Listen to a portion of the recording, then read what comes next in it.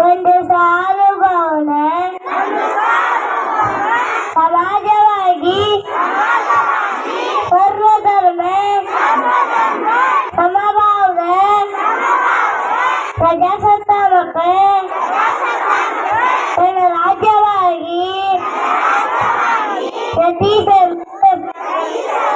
ಮತ್ತು ಅದರ ಸಮಸ್ತ ನಾಗರಿಕರಿಗೆ ಸಾಮಾಜಿಕ ಆರ್ಥಿಕ ಮತ್ತು ರಾಜಕೀಯ ನ್ಯಾಯ ವಿಚಾರ ಅಭಿವ್ಯಕ್ತಿ ವಿಶ್ವಾಸ ಧರ್ಮಶ್ರದ್ಧೆ ಹಾಗೂ ಉಪಾಸುವ ಸ್ವಾತಂತ್ರ್ಯ ಸ್ಥಾನಮಾನ ದೊರೆಯುವಂತೆ ಮಾಡಲು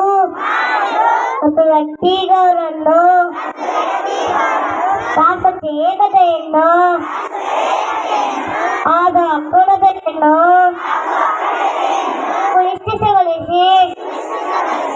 ಅವರಲ್ಲಿ ರಾಷ್ಟ್ರ ಭಾವನೆಯನ್ನು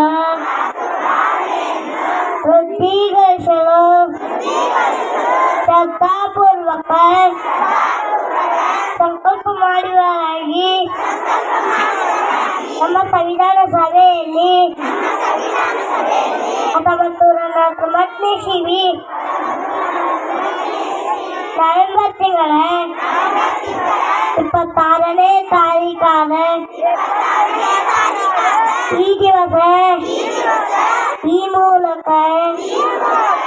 ಈ ಸಂವಿಧಾನವನ್ನು ಅಂಗೀಕರಿಸಿ ಅಧಿನಿಯಮಿಸಿ